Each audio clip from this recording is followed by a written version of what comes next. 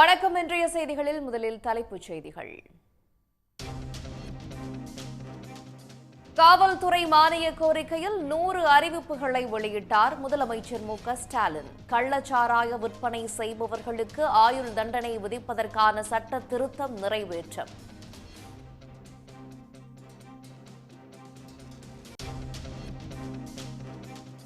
தேர்தல் தோல்வியை மறைக்கவே அதிமுக கள்ளக்குறிச்சி விவகாரத்தை எழுப்பி சதி செய்வதாக முதலமைச்சர் மு.க.ஸ்டாலின் குற்றச்சாட்டு. சர்வதேச போலீஸ் உதவியுடன் கோடநாடு கொலை கொள்ளை வழக்கில் விசாரணை நடைபெறுவதாகவும் விளக்கம்.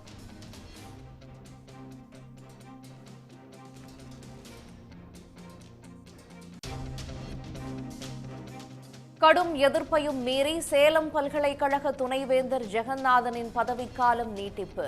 ஆளுநர் ஆர்.என். ரவியின் செயலுக்கு பல்வேறு தரப்பினரும் கண்டனம்.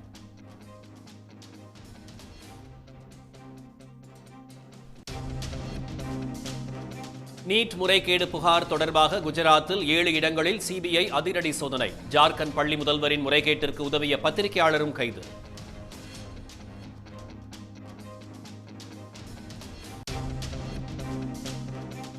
சென்னை சைதாப்பேட்டையில் கழிவுநீர் கலந்த குடிநீரை குடித்ததால் சிறுவன் உயிரிழந்ததாக புகார். அமைச்சர் மா சுப்பிரமணியன், மாநகராட்சி குடிநீர் வாரிய அதிகாரிகள் நேரில் சென்று ஆய்வு.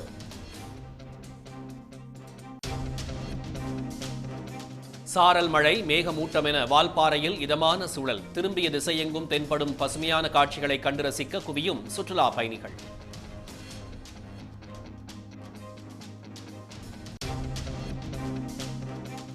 ₹20 லட்சம் கொடுத்தால் 30 லட்சத்தை தருவதாக கூறி நூதன மோசடி.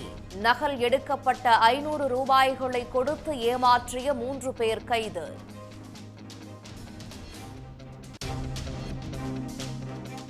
இருபது ஓவர் உலகக்கோப்பை இறுதிப் போட்டியில் வெல்லப்போவது யார்? பெரும் எதிர்பார்ப்புக்கு மத்தியில் பேட்டிங்கை தொடங்கியது இந்திய அணி.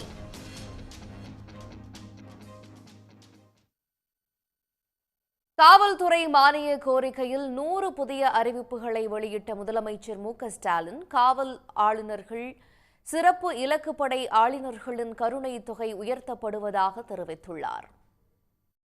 காவல்துறைக்காக புதிதாக வெளியிடப்பட்ட அறிவிப்புகளின்படி கிளாம்பாக்கம், ஏற்காடு போக்குவரத்து காவல் நிலையங்கள் உட்பட புதிதாக 9 காவல் நிலையங்கள் உருவாக்கப்படும் என தெரிவிக்கப்பட்டுள்ளது. டிஜிபி அலுவலக வளாகத்தில் கூடுதல் கட்டடம் மற்றும் கொத்தவால் சாவடி, விஷ்ணுகாஞ்சி, திண்டுக்கல், கன்னிவாடி காவல் நிலையங்கள் என மொத்தம் 12 இடங்களில் புதிய கட்டடங்கள் கட்டப்படும் என அறிவிக்கப்பட்டுள்ளது. பொருளாதார குற்றவாளிகளை குண்டர் சட்ட வரம்பில் கொண்டுவர சட்ட திருத்தம் மேற்கொள்ளப்படும் என்றும், பொருளாதார குற்றப்பிரிவில் மேற்கு மண்டலத்திற்காக கூடுதலாக காவல் கண்காணிப்பாளர் பதவி உருவாக்கப்படும் என்றும் தெரிவிக்கப்பட்டுள்ளது. பணியின் போது காவல்துறை ஆளுநர்கள் உயிரிழந்தால் 25 லட்சமாகவும், சிறப்பு இலக்குப்படை ஆளுநர்கள் உயிரிழந்தால் 30 லட்சமாகவும் கருணைத் தொகை உயர்த்தப்படுவதாக முதலமைச்சர் அறிவித்தார். தமிழ்நாடு காவல்துறையில் பணியாற்றும் ஆளுநர்கள் பணியின் போது உயிரிழப்போ, உடலுறுப்பு இழப்போ, காயமோ ஏற்பட்டால் வழங்கப்படும் கருணைத் தொகை உயர்த்தப்படும். சிறப்பு இலக்கு படையில் பணியாற்றும் ஆளுநர்களுக்கு அத்தொகை உயர்த்தி வழங்கப்படும். ஊர்காவல் படையில் பணியாற்றும் ஆளுநர்கள் உயிரிழக்கும் போது அவர்கள் குடும்பத்திற்கு தமிழ்நாடு ஊர்காவல் படையினரன் மற்றும் கருணை கொடை நிதியிலிருந்து வழங்கப்படும் இழப்பீடு ₹15,000 1 லட்சம் ரூபாயாகவும், காயமற்றவர்களுக்கான நிதி ₹10,000 50,000 உயர்த்தப்படும். தொடர்ந்து பேசிய முதலமைச்சர், நெல்லை, தூத்துக்குடி மாவட்டம் ஏரல் உள்ளிட்ட 9 இடங்களில் புதிதாக தீயணைப்பு நிலையங்கள் அமைக்கப்படும் என அறிவித்தார். சென்னை பெண்களுக்கு பாதுகாப்பான நகரம் என்ற தொலைநோக்கு திட்டமும், கோவையை விபத்தில்லா மாநகரமாக மாற்றுவதற்கான திட்டமும் செயல்படுத்தப்படும் எனவும் முதலமைச்சர் அறிவித்தார். கோவை மாவட்டம் பொள்ளாச்சியில் 222, திருப்பூர் மாவட்டம் நல்லூரில் 17 காவலர் குடியிருப்புகள் கட்டப்படும் என தெரிவிக்கப்பட்டுள்ளது. காவல்துறை தொடர்பான கட்டடங்களை பழுது பார்ப்பதற்கான ஆண்டு நிதி 40 கோடியிலிருந்து 50 கோடியாக உயர்த்தப்படுகிறது.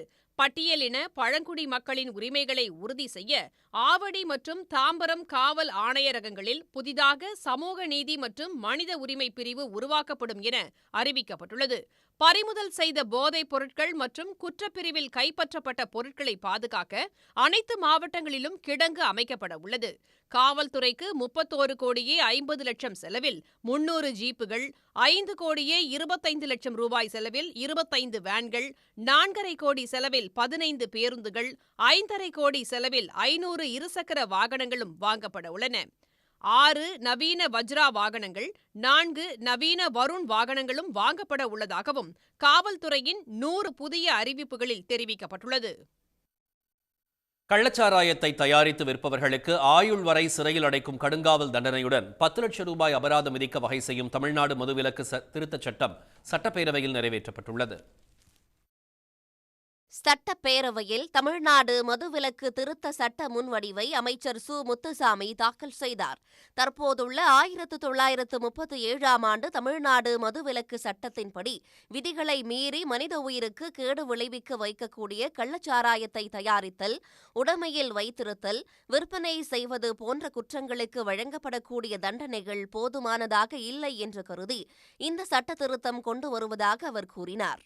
தமிழ்நாட்டில் கள்ளச்சாராயத்தின் அச்சுறுத்தலை முற்றிலுமாக ஒழிப்பது அவசியம் என்றும், கள்ளச்சாராயத்துடன் கலக்கக்கூடிய குடித்தன்மை இழந்த எரிசாராயம், மெத்தனால் போன்ற தடை செய்யப்பட்ட மதுபானங்களால் விலை மதிப்பற்ற உயிர்களை இழக்க நேரிடுவதால் கள்ளச்சாராய விற்பனையை தடுக்க தண்டனையை அதிகரிப்பது அவசியம் என்றும் அரசு கருதுவதாகவே இந்த சட்ட திருத்தத்தில் தெரிவிக்கப்பட்டுள்ளது.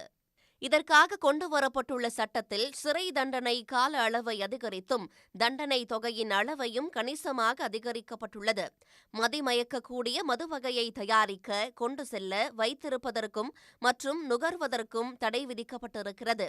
மது அருந்தி மரணம் ஏற்பட்டால் குற்றத்தில் ஈடுபட்டவர்களுக்கு ஆயுள் காலம் வரை கடுங்காவல் சிறை தண்டனையோடு 10 லட்சம் ரூபாய் வரைக்கும் அபராதம் விதிக்க இந்த சட்ட திருத்தத்தில் வழிவகை செய்யப்பட்டிருக்கிறது.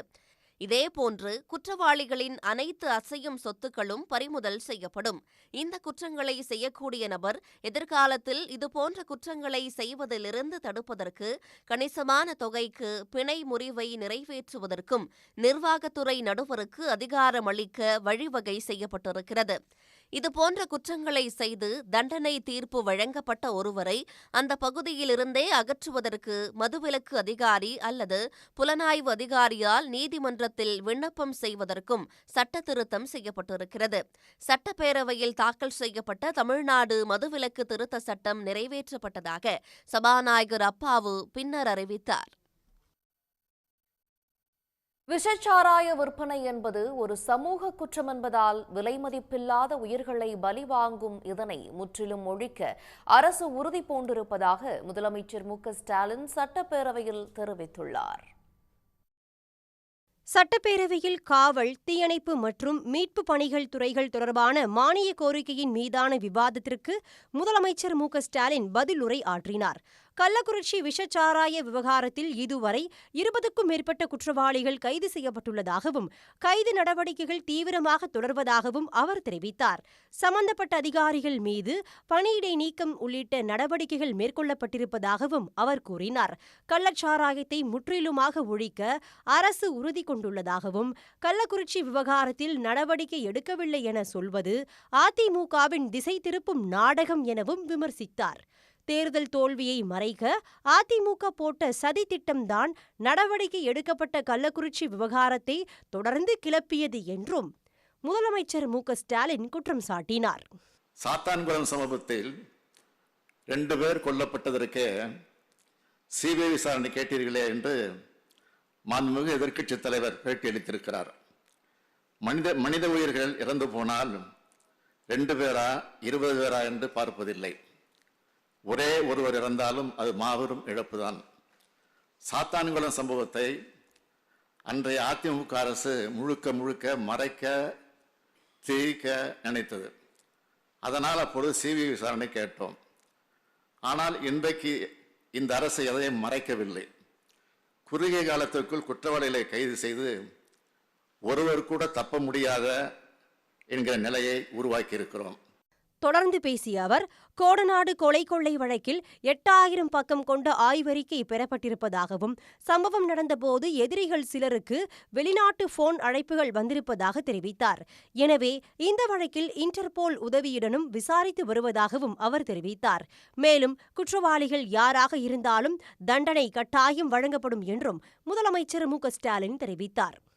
முக்கியமான வழக்கான கொடநாடு வழக்கு குறித்து இந்த அரசு எடுத்துள்ள நடவடிக்கைகளை இந்த அவைக்கு தெரிவிப்பதை எனது கடமையாக கருதுகிறேன்.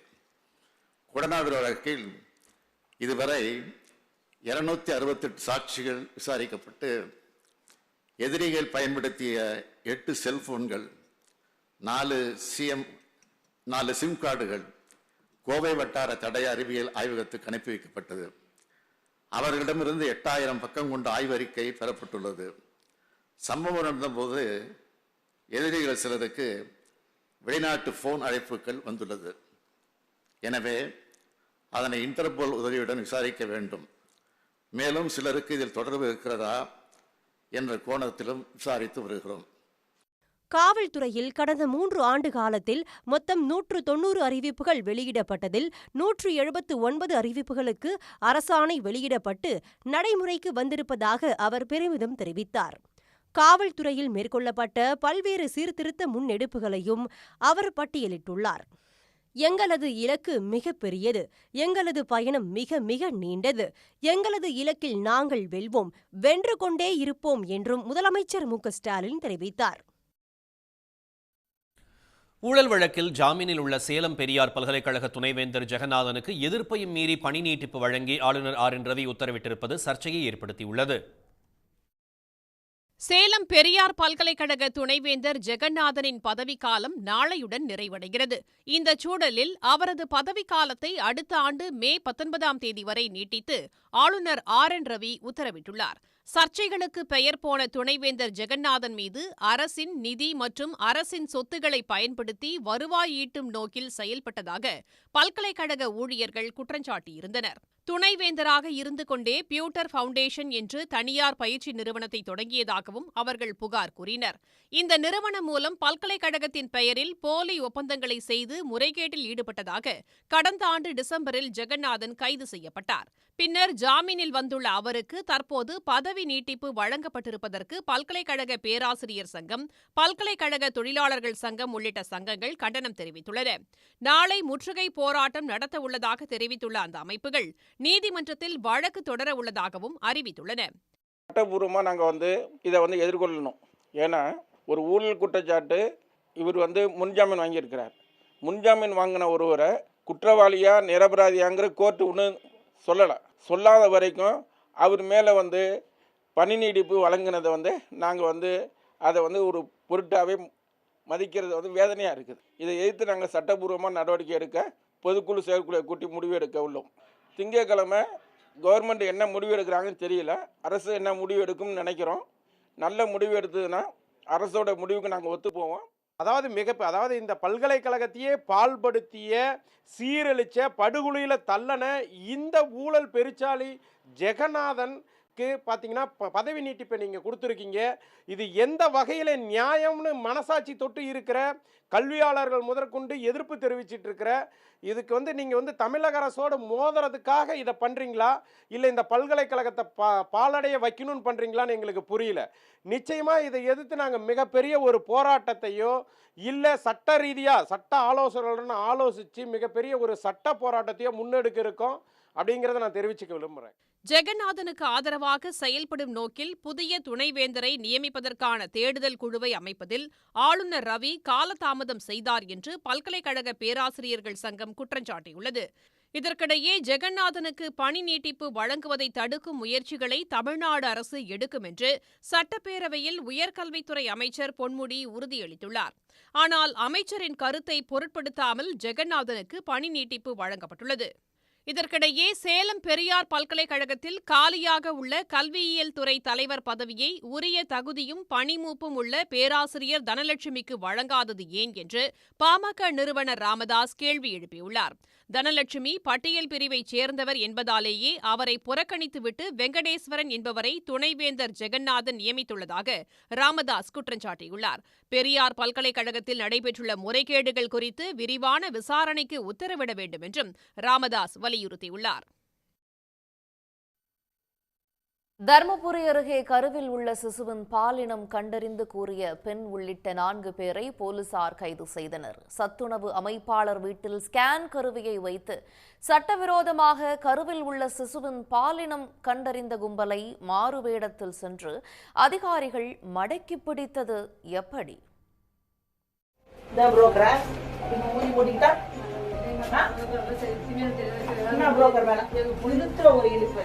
இனிமே பார்க்க மாட்டேன் எழுதி கொடுத்தல. இந்த காலோட இந்த உடம்போட எதுக்கு வந்து அந்த குழந்தை வயிற்றுல இருக்க குழந்தைய பார்த்து என்ன பண்ண போறீங்க? உன்னால இவங்கள இந்த மாதிரி இருக்கவங்கள என்கரேஜ் பண்ணி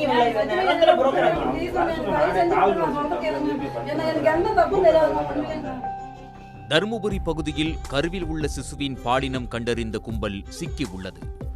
கள்ளக்குறிச்சி பகுதியில் சட்டவிரோதமாக கருக்கலைப்பு செய்த விவகாரத்தில் கைதாகி 3 மாதமாக சிறையில் இருந்த நபர் ஜாமீனில் வெளிவந்து மீண்டும் சட்டவிரோத செயலில் ஈடுபட்டு சிக்கியுள்ளார். தருமபுரி மாவட்டம் பெண்ணாகரம் அடுத்த நெற்குந்தி முத்தப்பா நகரில் வசிப்பவர் 47 வயது லலிதா. இவர் நலப்புறம்பட்டி ஊராட்சி ஒன்றிய தொடக்கப்பள்ளியில் சத்துணவு அமைப்பாளராக பணியாற்றி வருகிறார். இவரது வீட்டில் ஸ்கேன் இயந்திரம் வைத்து கர்ப்பிணி பெண்களுக்கு கருவில் இருக்கும் சிசுவின் பாலினம் கண்டறிந்து சொல்வதாக சுகாதார பணிகள் மற்றும் ஊரக நலத்துறை இணை இயக்குநர் மருத்துவர் சாந்திக்கு புகார்கள் வந்தது.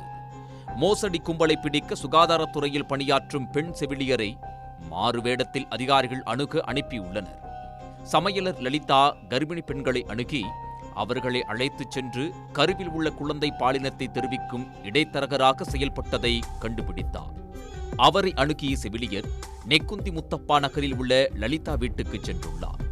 நேற்று வீட்டில் 4 கர்ப்பிணிகளுக்கு ஸ்கேன் செய்து கொண்டிருந்தனர். இதையடுத்து தயாராக இருந்த சுகாதார பணிகள் மற்றும் ஊரக நலத்துறை இணை இயக்குநர் மருத்துவர் சாந்தி மற்றும் குழுவினருக்கு தகவல் தெரிவித்தார். அவர்கள் நெற்குந்தி முத்தப்பா நகருக்கு சென்று லலிதாவின் வீட்டை சோதனை செய்தனர். அப்போது வீட்டின் ஒரு அறையில் அனுமதியின்றி ஸ்கேன் கருவி வைத்து கர்ப்பிணிகளுக்கு பரிசோதனை செய்து வந்ததும் தலா 13,000 வீதம் கட்டணமாக பெற்றுக்கொண்டு 4 கர்ப்பிணி பெண்களுக்கு ஸ்கேன் செய்து கருவில் இருக்கும் பாலினத்தை தெரிவித்துள்ளதையும் கண்டுபிடித்தார்.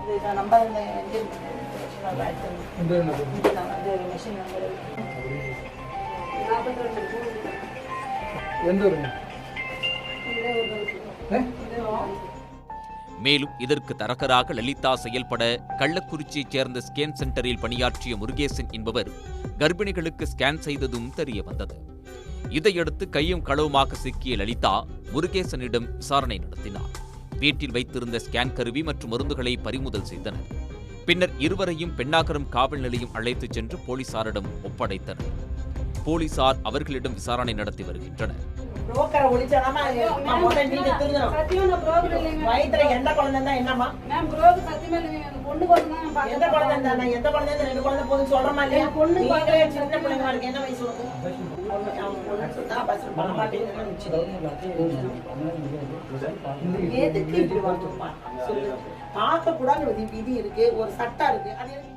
போலீசாரிடம் சிக்கிய முருகேசன் ஏற்கனவே கள்ளக்குறிச்சி பகுதியில் சட்டவிரோதமாக கருக்கலைப்பு செய்த விவகாரத்தில் கைதாகி 3 மாதமாக சிறையில் இருந்ததாகவும் தற்போது ஜாமீனில் வெளியே வந்த அவர் லலிதாவுடன் சேர்ந்து அனுமதியின்றி வீட்டில் ஸ்கேன் சென்டர் நடத்தி வந்ததும் தெரிய வந்தது.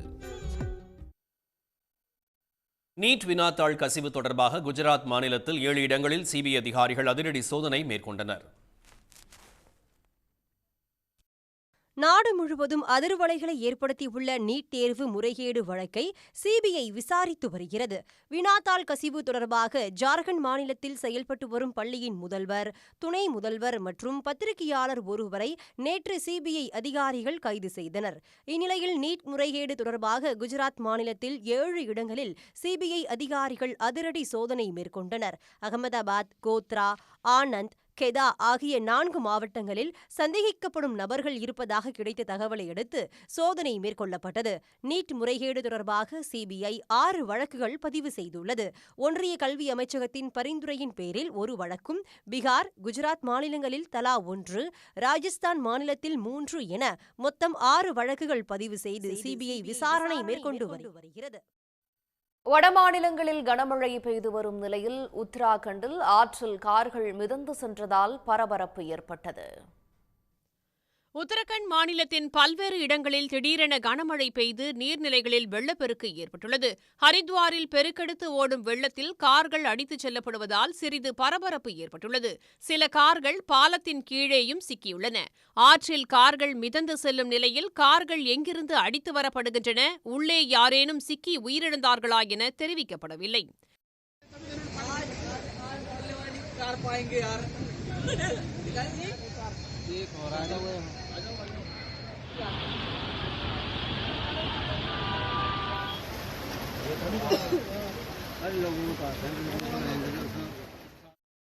டெல்லியில் மீண்டும் கனமழை பெய்து வருவதால் மக்களின் இயல்பு வாழ்க்கை வெகுவாக பாதிக்கப்பட்டுள்ளது. பல இடங்களில் சாலைகளில் மழைநீர் தேங்கியது. இதனிடையே டெல்லியில் மழை நீடிக்கும் என வானிலை மையம் தெரிவித்துள்ளது. இதேபோல் உத்தரப்பிரதேசம், அசாம் உள்ளிட்ட மாநிலங்களிலும் கனமழை கொட்டியது. அசாமில் குடியிருப்புகள், காவல் நிலையத்தையும் மழைநீர் சூழ்ந்ததால் அங்கிருந்த மக்கள் வெளியேற்றப்பட்டனர். கனமழை காரணமாக குஜராத் மாநிலம் ராஜ்கோட் விமான நிலைய வாயிலில் உள்ள கூடாரம் சேதமடைந்துள்ளது. தென்மேற்கு பருவமழை விரைவில் தொடங்க உள்ள நிலையில் டெல்லி, குஜராத் உள்ளிட்ட வட மாநிலங்களில் இப்போதே கனமழை பெய்து வருகிறது. அந்த வகையில் குஜராத் மாநிலத்தில் ராஜ்கோட், பாவ்நகர், துவாரகா உள்ளிட்ட மாவட்டங்களில் மழை பெய்வதால் தேசிய பேரிடர் மீட்புக் குழுவினர் தயார் நிலையில் உள்ளனர். இந்நிலையில் கனமழை காரணமாக ராஜ்கோட் விமான நிலைய வாயிலில் உள்ள கூடாரம் சேதமடைந்தது. பயணிகளை ஏற்றி இறக்கிவிடும் வாகனங்கள் நிற்கும் பகுதியில் உள்ள கூடாரமானது காற்றுடன் பெய்த கனமழை காரணமாக சேதம் அடைந்தது.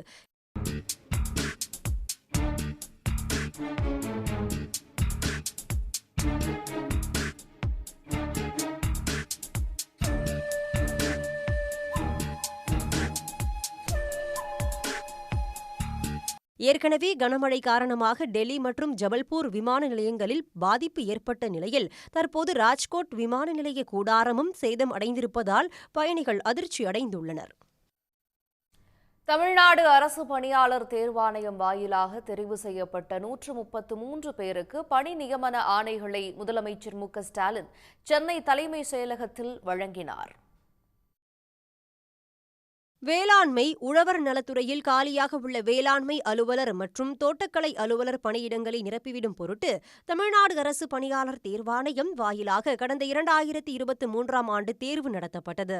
இதன் மூலம் 85 தோட்டக்கலை அலுவலர்கள் மற்றும் 48 வேளாண்மை அலுவலர்கள் பணியிடங்களுக்கு தெரிவு செய்யப்பட்டனர். தெரிவு செய்யப்பட்டவர்களுக்கு பணி நியமன ஆணைகளை முதலமைச்சர் மு.க.ஸ்டாலின் சென்னை தலைமைச் செயலகத்தில் வழங்கினார்.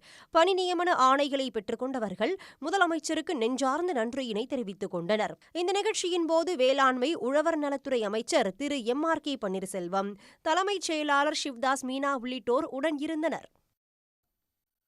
பரோல் காலத்தில் தப்பிச் சென்றதற்காக 21 ஆண்டுகள் சிறை தண்டனை அனுபவித்த ஆயுள் தண்டனை கைதியை முன்கூட்டி விடுதலை செய்ய மறுக்க முடியாது என்று சென்னை உயர்நீதிமன்றம் தெரிவித்துள்ளது. புதுச்சேரியைச் சேர்ந்த ரவி என்பவர் கொலை வழக்கில் ஆயுள் தண்டனை விதிக்கப்பட்டு காலாப்பேட்டை சிறையில் அடைக்கப்பட்டுள்ளார். கடந்த 2012ஆம் ஆண்டு அவருக்கு 6 நாட்கள் பரோல் வழங்கப்பட்டது. அப்போது தப்பித்து தலைமறைவான அவர் 326 நாட்களுக்கு பிறகு கைது செய்யப்பட்டார். பரோல் முடிந்த பிறகு மீண்டும் சரணடையாதது தொடர்பான வழக்கில் அவருக்கு ஓராண்டு சிறை தண்டனை விதிக்கப்பட்டது. கொலை வழக்கில் தண்டிக்கப்பட்ட 2003ஆம் ஆண்டு முதல் 21 ஆண்டுகளாக சிறையில் உள்ள அவர் தன்னை முன்கூட்டியே விடுதலை செய்ய வேண்டுமென கோரி சென்னை உயர்நீதிமன்றத்தில் மனு தாக்கல் செய்திருந்தார். இந்த வழக்கை விசாரித்த நீதிபதிகள் M.S. ரமேஷ் மற்றும் நீதிபதி சுந்தர்மோகன் அமர்வு பரோல் காலத்தில் தப்பிச் சென்றார் என்பதற்காக முன்கூட்டி விடுதலை செய்ய மறுக்க முடியாது என கூறி அவரை உடனடியாக விடுதலை செய்யும்படி புதுச்சேரி சிறைத்துறை தலைமை கண்காணிப்பாளருக்கு உத்தரவிட்டுள்ளது. தேவையின்றி தூக்கி வீசும் தேங்காய் சிரட்டைகளை கூட வீணாக்காமல் அதனை கொண்டு பல்வேறு வகையான கலைப்பொருட்களை செய்து அசத்தி வருகிறார் நெல்லையைச் சேர்ந்த ஒருவர். அது குறித்த ஒரு தொகுப்பை பார்க்கலாம். நெல்லை மாவட்டம் பனங்குடியை அடுத்த ரோஸ்மியாபுரத்தைச் சேர்ந்தவர் பிரபாகரன். எலக்ட்ரீஷியனாக பணிபுரியும் பிரபாகரனுக்கு தன்னுடைய வீட்டில் பிளாஸ்டிக் பொருட்களின் பயன்பாட்டை முடிந்த அளவுக்கு தவிர்க்க வேண்டுமென எண்ணம் உருவாகியுள்ளது.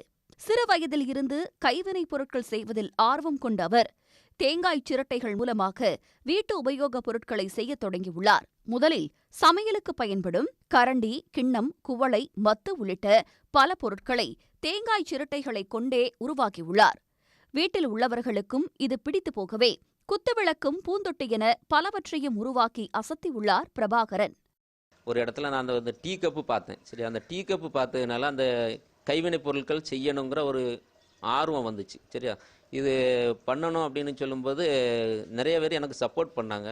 அதிலிருந்து நம்ம 2019 இப்போ வரைக்கும் நான் இதை தான் பண்ணிகிட்டு இருக்கேன். நிறைய பொருட்கள் பண்ணியிருக்கேன். சிரட்டையிலே டீ கப்பு, தண்ணி கப்பு, அப்புறம் பென் ஸ்டாண்டு, உண்டியல், கரண்டி, இப்படி நிறைய கம்மல், சடமாட்டி, நிறைய பொருட்கள் பண்ணிகிட்டு இருக்கேன்.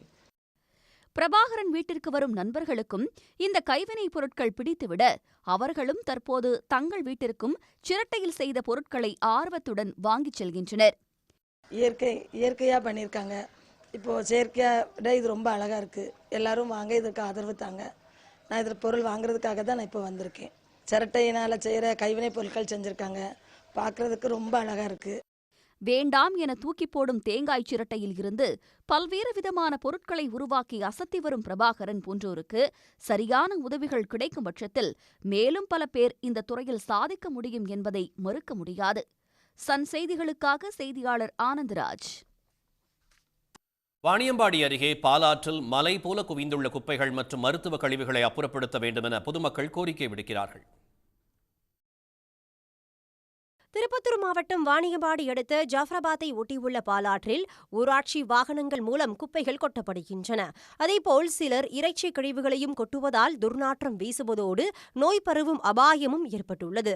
மலைபோல் குவிந்துள்ள குப்பைகளில் உள்ள பிளாஸ்டிக் மற்றும் மருத்துவ கழிவுகளை உட்கொள்வதால் கால்நடைகள் உயிரிழக்கும் அபாயமும் உள்ளது.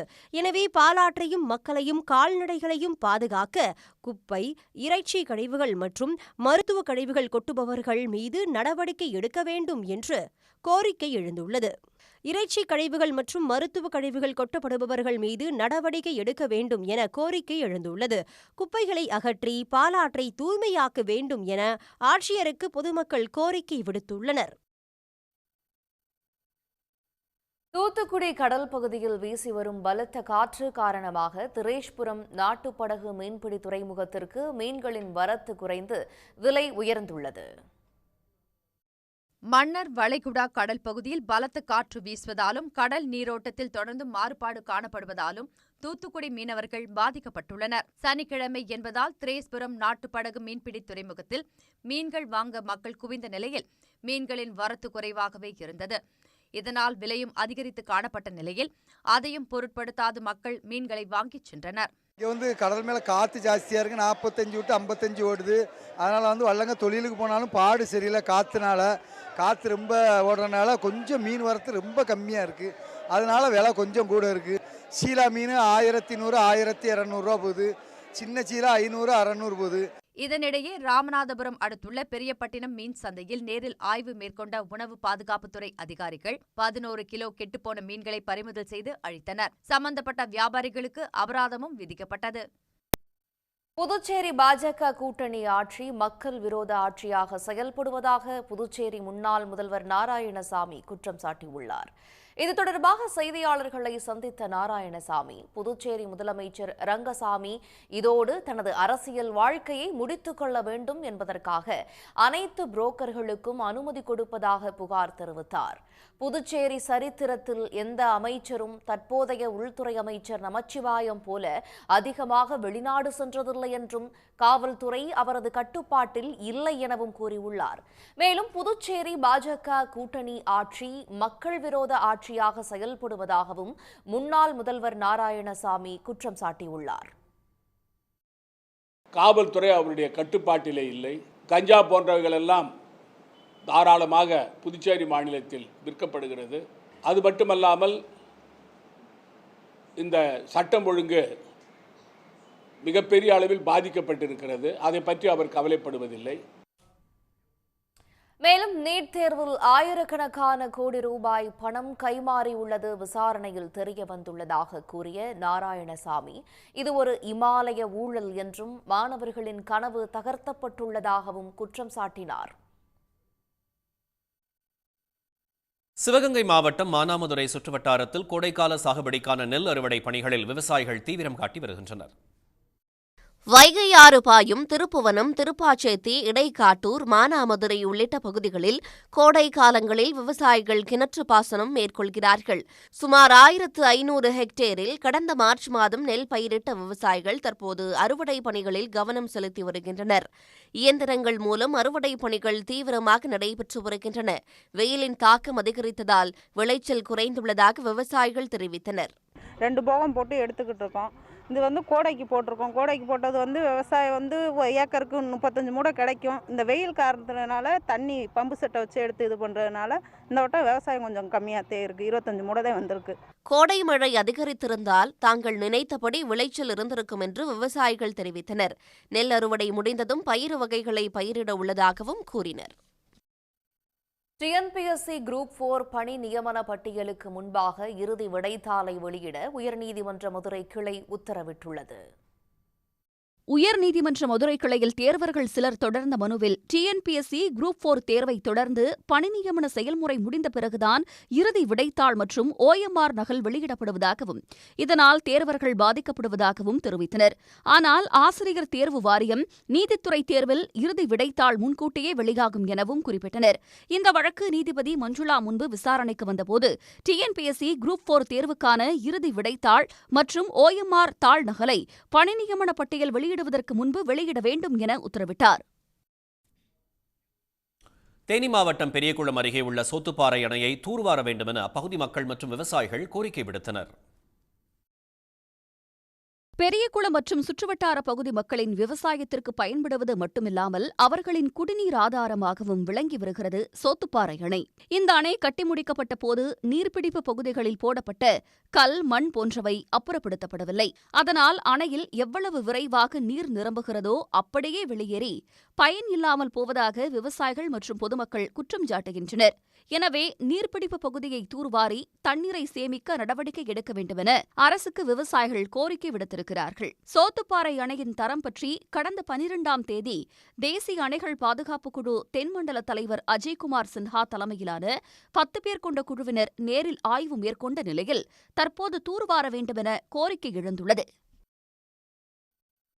கன்னியாகுமரி மாவட்டத்தில் பெய்து வரும் கனமழையால் அணைகளுக்கு நீர்வரத்து அதிகரித்துள்ள நிலையில் பேச்சிப்பாறை அணையில் இருந்து 2028 கன அடி உபரி நீர் திறக்கப்பட்டுள்ளதால் வெள்ள அபாய எச்சரிக்கை விடப்பட்டுள்ளது. கன்னியாகுமரி மாவட்டத்தில் மலையோர பகுதிகளில் கனமழையை தொடர்ந்து பேச்சிப்பாறை, பெருஞ்சாணி அணைகளுக்கு நீர்வரத்து 3300 அடியாக அதிகரித்து உள்ளது. பேச்சிப்பாறை அணை, பெருஞ்சாணி மற்றும் சிற்றாறு 1, 2 அணைகள் வேகமாக நிரம்பி வருகின்றன. இதன் காரணமாக பேச்சிப்பாறை அணையில் இருந்து 2028 கன அடி உபரி நீர் திறந்துவிடப்பட்டுள்ளது. இதனால் கோதை ஆறு, பரளி ஆறு மற்றும் குளித்துறை தாமிரபரணி ஆற்றில் வெள்ளப்பெருக்கு ஏற்பட்டுள்ளது. வெள்ளப்பெருக்கு அதிகரித்ததை தொடர்ந்து சுற்றுலா பயணிகளின் பாதுகாப்பு கருதி திருப்பரப்பு அருவியில் 3வது நாளாக சுற்றுலா பயணிகள் குளிக்க தடை விதிக்கப்பட்டுள்ளது. கரையோர பகுதி மக்களுக்கு மாவட்ட ஆட்சியர் ஸ்ரீதர் வெள்ள அபாய எச்சரிக்கையும் விடுத்துள்ளார். திருமணமாகாத ஆண்களுக்கு இணையாக திருமணமாகாத மகளிருக்கும் சம உரிமைகளை வழங்கும் வகையில் தமிழ்நாடு நிலச்சீர்திருத்தச் சட்டம் பேரவையில் நிறைவேற்றப்பட்டது. 2023-2024 ஆண்டிற்கான நிதிநிலை அறிக்கை கூட்டத்தொடரில் பேசிய வருவாய்த்துறை அமைச்சர் KKSSR ராமச்சந்திரன், தமிழ்நாடு நில சீர்திருத்தச் சட்டத்தில் குடும்பம் என்பதற்கான பொருள் வரையறையில் திருமணமாகாத மகள்கள் மற்றும் திருமணமாகாத பேத்திகள் எனும் சொற்றொடர்கள் மாற்றப்படும் என்றார். நிலங்களின் உரிமை வயதடைந்த திருமணமாகாத மகளிர் தனியாக உடைமையில் கொண்டிருப்பதை இயல்பிப்பதற்காக உரிமை வயதடையாத குழந்தைகள் மற்றும் உரிமை வயதடையாத பேர குழந்தைகள் எனும் சொற்றொடர்கள் மாற்றாக அமைக்கப்படும் என்று தெரிவித்தார். அதன்படி சட்ட திருத்த மசோதாவை வருவாய்த்துறை அமைச்சர் KKSSR ராமச்சந்திரன் சட்டப்பேரவையில் அறிமுகம் செய்தார். அதைத் தொடர்ந்து குரல் வாக்கெடுப்பு மூலம் மசோதா பேரவையில் நிறைவேற்றப்பட்டது. ஜார்க்கண்ட் சட்டப்பேரவை தேர்தலுக்கு பின் அந்த மாநிலத்திலிருந்தே பாஜக துடை தெரியப்படும் என்று முன்னாள் முதலமைச்சர் ஹேமந்த் சோரன் சூளுரைத்துள்ளார். நில மோசடி வழக்கில் அமலாக்கத்துறையால் கைதாகி 5 மாதங்களுக்கு பின்னர் நேற்று விடுதலையான ஜார்க்கண்ட் முன்னாள் முதலமைச்சர் ஹேமந்த் சோரன் தலைநகர் ராஞ்சியில் பொதுக்கூட்டத்தில் பங்கேற்றார். அவரது ஜார்க்கண்ட் முக்தி மோர்ச்சா கட்சித் தொண்டர்கள் அவருக்கு உற்சாக வரவேற்பு அளித்தனர். அப்போது தொண்டர்கள் மத்தியில் உரையாற்றிய ஹேமந்த் சோரன், ஜார்க்கண்டுக்கு முன்கூட்டியே தேர்தல் வரலாம் என்றும் அதை சந்திக்க தயாராக இருப்பதாகவும் கூறினார். இந்த ஆண்டு நடைபெறவுள்ள சட்டப்பேரவை தேர்தலில் வெற்றி பெறுவோம் என்று பாஜக கனவு காண்பது வேலையே செய்யாமல் வெற்றிக்கு ஆசைப்படுவதை போன்றது என்றும் ஹேமந்த் சோரன் குறிப்பிட்டார். சட்டப்பேரவை தேர்தலுக்கு பின்னர் ஜார்க்கண்ட் மாநிலத்தில் இருந்தே பாஜக துடை தெரியப்படும் என்று ஹேமந்த் சோரன் சூளுரைத்துள்ளார். பாஜகவின் சவப்பெட்டி மீது கடைசியான ஆணியை அறைவதற்கான நேரம் இது என்றும் அவர் கூறியுள்ளார்.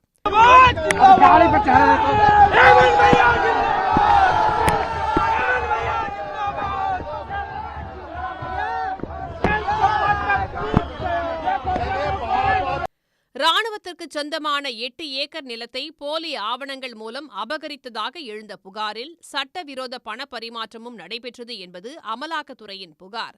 இதில் கடந்த ஜனவரி 31ஆம் தேதி கைதான ஹேமந்த் சோரன் தனது முதலமைச்சர் பதவியை ராஜினாமா செய்துவிட்டு சிறை சென்றார். ஹேமந்த் மீதான குற்றச்சாட்டுகளுக்கு முகாந்திரம் இல்லை என கூறி அவரை ராஞ்சி நீதிமன்றம் ஜாமீனில் விடுதலை செய்துள்ளது. மதுபான கொள்கை முறைகேடு வழக்கில் கைதான அரவிந்த் கெஜ்ரிவாலை 14 நாட்கள் நீதிமன்ற காவலில் சிறையில் அடைக்க டெல்லி சிறப்பு நீதிமன்றம் உத்தரவிட்டுள்ளது. டெல்லி மதுபான கொள்கை முறைகேடு வழக்கு தொடர்பாக கடந்த மார்ச் 21ஆம் தேதி அம்மாநில முதலமைச்சர் அரவிந்த் கெஜ்ரிவால் கைது செய்யப்பட்டார். பின்னர் வழங்கப்பட்ட இடைக்கால ஜாமீனை தொடர்ந்து ஜூன் 2ஆம் தேதி அவர் மீண்டும் சரணடைந்தார். இந்நிலையில் அரவிந்த் கெஜ்ரிவாலை சிபிஐ அதிகாரிகள் கைது செய்தனர். அவரை 5 நாட்கள் காவலில் எடுத்து விசாரிக்க சிபிஐ அனுமதி கோரியது. ஆனால் டெல்லி ரோஸ் அவென்யூ நீதிமன்றம் 3 நாட்கள் அனுமதி வழங்கியது. இந்நிலையில் சிபிஐ காவல் முடிந்து நீதிமன்றத்தில் ஆஜர்படுத்தப்பட்ட அரவிந்த் கெஜ்ரிவாலுக்கு 14 நாட்கள் நீதிமன்ற காவல் வழங்கி டெல்லி சிறப்பு நீதிமன்றம் உத்தரவிட்டுள்ளது. இதையடுத்து கெஜ்ரிவால் திஹார் சிறைக்கு அழைத்துச் செல்லப்பட்டார். கோவை மாவட்டம் வால்பாறையில் குளு சீசனுடன் சாரல் மழை பெய்வதால் சுற்றுலா பயணிகள் குவிந்தனர். வால்பாறை பகுதியில் கடந்த சில வாரமாக மழை பெய்ததால் பார்க்கும் இடமெல்லாம் பச்சை பசேல் என்று காட்சியளிக்கிறது. இதனிடையே சில நாட்களாக குளிர்ச்சியான காலநிலை, சாரல் மழை, அவ்வப்பொழுது மிதமான வெயில், மூடுபனி என இயற்கை கொஞ்சும் காலநிலை நிலவுகிறது. இதனால் இயற்கை அழகை கண்டு ரசிப்பதோடு உற்சாகமடைந்தனர்.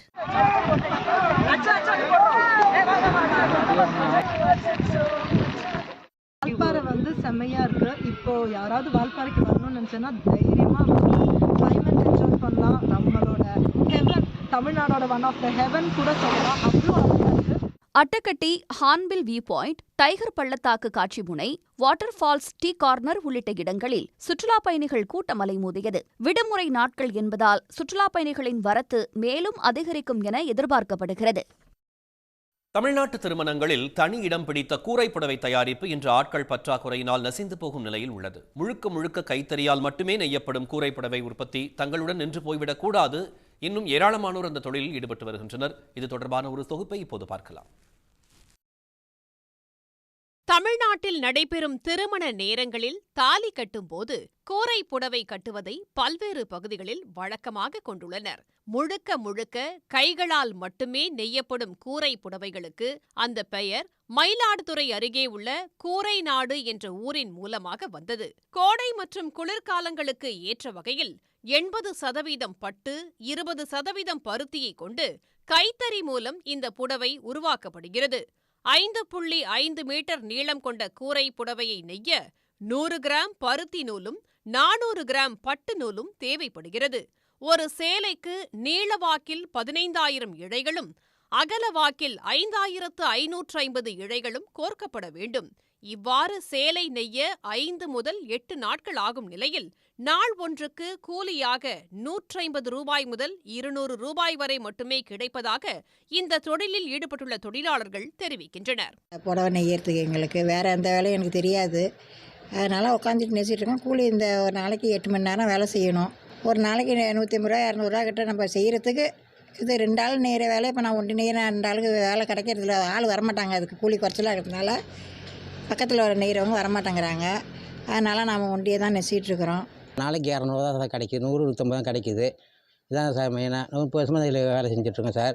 சமயத்தில் இந்த வேலைன்னா டக்குன்னு கல்யாண வேலைக்கு போகிறோம் சார். அங்கே சம்பளம் 1500 சம்பளம் கொடுக்குறாங்க சார். இதுக்கப்புறம் எங்கள் சங்கத்தை எங்களோட முடிஞ்சு போய் இதுக்கப்புறம் ஆள் கிடையாது சார் இதுக்கு தொழில் பண்ணுறதுக்கு. கூரை புடவை உற்பத்தியாளர்களின் எண்ணிக்கை குறைந்து விட்டாலும் வெளிநாடுகளில் இருந்தெல்லாம் ஆர்டர்கள் வருவதாக உற்பத்தியாளர்கள் கூறுகின்றனர். ஆனால் குறைவான கூலி காரணமாக வேலைக்கு ஆட்கள் யாரும் வராததால் கூரை புடவை தொழில் தொடர்ந்து நசிந்து வருவதாகவும் அடுத்த தலைமுறையும் இந்த தொழிலில் ஆர்வம் காட்டுவது இல்லை என்றும் அவர்கள் தெரிவிக்கின்றனர். பவர்லூம் நெய்ய முடியாது சார். இந்த காட்டனும் சில்க்கும் வந்து சேர்ந்து போகும்போது ரெண்டும், அதாவது காட்டன் சுருங்கும், சில்க்கு நீளம். அதனால் கைத்தறியில் நினச்சி தனித்தனியாக கட்டி கைத்தறியில் தான் நெய்யலாம். பவர்லூமில் நெய்ய முடியாது. பவர்லூமில் நெய்தாலும் அது ஏற்றுக்காது. அதனால தான் இது ஹேண்ட்லூமில் நெச்சு. இதனால தான் இதை இதில் புத்துணர்ச்சி கொடுத்து கோஆப்டேஷனில் நிறைய இப்போ நம்ம தமிழ்நாட்டை பொறுத்த வரைக்கும் எல்லா மாநிலத்துக்கும் அனுப்புகிறாங்க. கர்நாடகா, மகாராஷ்டிரா எல்லாரும் சேலை போகுது. எங்கே இருந்தாலும் ஃபாரின்லேருந்து சேலை கேட்குறாங்க. கூரை நாடு சேலை வேணுங்க, கூரை நாடு சேலை வேணும், எங்கெங்கேருந்து வராங்க. ஆனால் கூரை நாடு தயார் பண்ணுற அளவுக்கு எங்ககிட்ட இங்கே நெய்யறதுக்கு ஆள் இல்லை, பொருளாதாரமும் இல்லை. அதனால தான் நாங்கள் சிரமப்பட்டு இருக்கோம். முழுக்க முழுக்க பருத்தியால் நெய்யப்பட்ட கூரை வேட்டியின் பயன்பாடு 50 ஆண்டுகளுக்கு முன்வரை புழக்கத்தில் இருந்தது. ஆனால் இயந்திர தறிகளின் வருகையால் கூரை வேட்டி தயாரிப்பு நின்றே போனது. அதேபோல் ஒரு நிலை கூரை புடவைக்கு வரும் முன் அதனை காக்க வேண்டும் என்றும் கூரை புடவை உற்பத்தியாளர்கள் கோரிக்கை வைக்கின்றனர். சன் செய்திகளுக்காக செய்தியாளர் ராஜேந்திரன். சென்னை சைதாப்பேட்டையில் சிறுவன் உயிரிழப்புக்கு கழிவுநீர் கலந்த குடிநீர் காரணமில்லை என்பது பரிசோதனை முடிவில் தெரியவந்துள்ளதாக அமைச்சர் மா சுப்பிரமணியன் தெரிவித்துள்ளார். சென்னை சைதாப்பேட்டை அபித் காலனியில் கழிவுநீர் கலந்த குடிநீர் அருந்தியதால் பீகாரைச் சேர்ந்த தம்பதியின் மகனான சிறுவன் உயிரிழந்ததாக புகார் எழுந்தது. சிறுமி ஒருவரும் சிகிச்சை பெற்று வரும் நிலையில் மக்கள் நல்வாழ்வுத்துறை அமைச்சர் மா சுப்பிரமணியன், சென்னை மாநகராட்சி ஆணையர் ராதாகிருஷ்ணன் உள்ளிட்டோர் அப்பகுதியில் நேரில் ஆய்வு மேற்கொண்டனர். உயிரிழந்த சிறுவன் வீட்டிற்கும் சென்று பெற்றோருக்கு ஆறுதல் கூறினர்.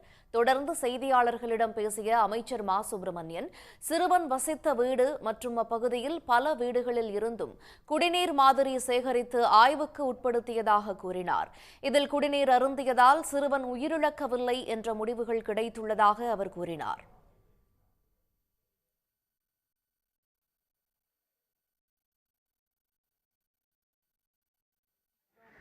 குடிநீரை பொறுத்தவரை இன்றைக்கு அது பரிசோதனைகளுக்காக கொண்டு செல்லப்பட்டு குடிநீரில் எந்த விதமான கலப்பும் இல்லை என்று ஆய்வகத்திலிருந்து அந்த ரிப்போர்ட் வந்திருக்கிறது.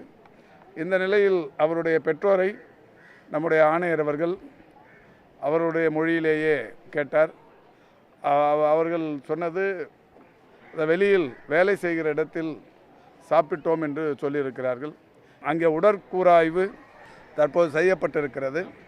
எனவே அதற்கான அந்த ரிப்போர்ட் என்பது இன்னும் 2 நாட்களில் வந்துவிடும். இந்த குடிநீரின் இன்னமும் குடிநீர், அவர்கள் வீட்டிலே இருந்த கேனிலே இருந்த நீர் போன்ற அனைத்து நீர்களும் இன்றைக்கு பரிசோதனைகளுக்கு உட்படுத்தப்பட்டிருக்கிறது. பாதிக்கப்பட்ட பகுதியில் தற்காலிக மருத்துவ முகாம் அமைக்கப்படும் என்றும் மக்கள் சந்தேகம் இருந்தால் பரிசோதனை செய்து கொள்ளலாம் எனவும் தெரிவித்தார். இதனிடையே புகாருக்குள்ளான இடத்தில் அதிகாரிகள் ஆய்வு செய்தபோது ஆற்றுக்கு கழிவுநீர் செல்லும் இடத்தில் அடைப்பு இருந்ததை கண்டறிந்தனர்.